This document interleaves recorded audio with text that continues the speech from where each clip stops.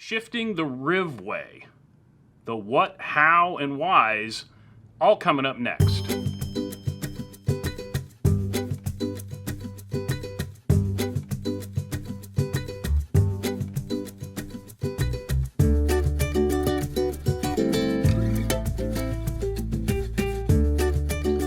Welcome back, friends. Happy Monday. I hope you're all doing well. Shifting the Riv Way. I got to thinking about this the other day. And by the way, I've got a question for you toward the end of the video. You could maybe help me out with something. I'm looking for opinions, so hang around. But shifting the Riv Way, what is it? Well, it simply is running a thumb shifter under the bar instead of on top of the bar. When I hear shifting the Riv Way, I don't think to myself that they're claiming that this is something they came up with. Because quite honestly, I was running my Shimano thumb shifters on my mountain bike reversed in 1989. In fact, as I remember, I think I took it a step further, and it was probably more just lazy. I didn't even reverse the cabling. I just took the shifters and switched them. So my brake levers reversed and my shifters reversed. Not something I'm recommending, but it's just something we're doing, playing around with. Now, when they say shifting the Riv Way, it's just this is how they prefer to do it. And why is that? Well, if you think about it, we've got all these multi-position swept-back bars now, and if your shifter is up here, you've essentially taken away some of the real estate of this handlebar. Whereas if it's here, I've got the ability to move my hand up and down the bar as I please. I think it's really just as simple as that. Ergonomically, it's a little better, I think, because as your hand is on the bar, your thumb kind of naturally wants to sit. Your thumb wants to naturally sit down here where that shifter ends up, as opposed to having to move your thumb up and, crank it over to affect that shift. So how do you do it? Well, if you've got thumb shifters, just pull the cables out and reverse them. If you've got bar end shifters, I think the benchmark of this was the Paul Thummy, and they've been around the longest, as memory serves, and like everything Paul makes, very well made, and made specific not only to the size of the bar, but the shifter. So you buy a certain thummy. If you've got a Shimano shifter, if you've got a microshift shifter, you've got to choose a different thummy because the mounting here is a little bit different. And then Velo Orange came out with one of theirs. Similar design, like the Riv, it comes with a shim. So you shim it to use on a 22-2 bar, like a Billy bar or an Albatross or something like that. And then for whatever reason, if you wanted to run it on the clamp part of like a noodle, you take the shim out and then you can use it there.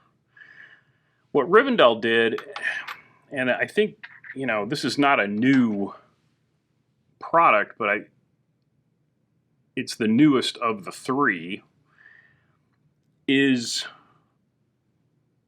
they scalloped these edges. So when you put the thing together, you can actually choose how you want the cable housing to run. With a flat bar, it wasn't really ever an issue, but with the multi-position bar, you've got varying amounts of sweep, and you can clean up that cable housing quite easily just by moving this around. Now for Velo Orange and for Paul, you're going to do it the way you think you do it. You're going to buy a left to go on the right, or you're going to buy a pair and you're just going to reverse them. The left goes on the right goes on the left. Rivendell, always marching to the beat of their own drum. If you want to run your right shifter under the bar, you're going to buy a right, or X. They're not even calling them left and right. It's X and O. X goes on the right, O goes on the left, and the assumption is you're going to run them under the bar. If you wanted to use one of these Silver 2 thummy mounts and you want to run them on top of the bar, then the X goes on the left and the O goes on the right. I don't know why they do this. It just seems like it would be a little more understandable to do it the way everybody else does it. But let's be honest, do they do anything the way anybody else does it? No, I don't think so. So that's really the what, where, and how of shifting the Riv Way. Again, it's something that I've been doing for a long time. All of these clamps are hinged, so if you want to, mess around with them, you don't have to pull your brake levers and your grips off. You just open up the hinge and move it around. That's very nice. Yeah. Is that something that you do? Is that something that you would want to do? The one deal breaker, I think, for a lot of people is going to be that you've got to run friction shifting, especially if you're using, a thumb shifter or a bar end shifter, because you've got to take that right shifter out of index to get it over on the left side to make it shift the front derailleur, if indeed you still have a front derailleur. So my question for you is, I'm, thinking about our trip down to the Keys. We're still kind of trying to plan it. I think the way it runs now is, what we're thinking is that we're going to take the ferry down to Key West and actually ride it backwards. But I'm trying to decide what bike to ride. And there are 4 choices.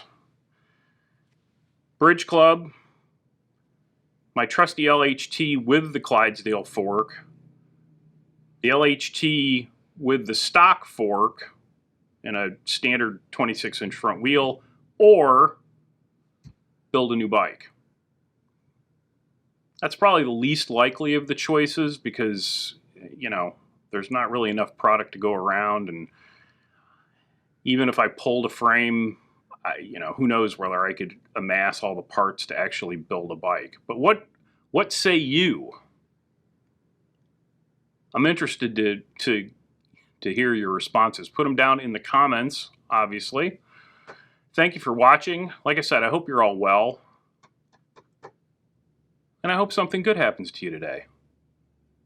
Till next time, be nice, work hard, ride bikes, play music when you can. I'll talk to you soon.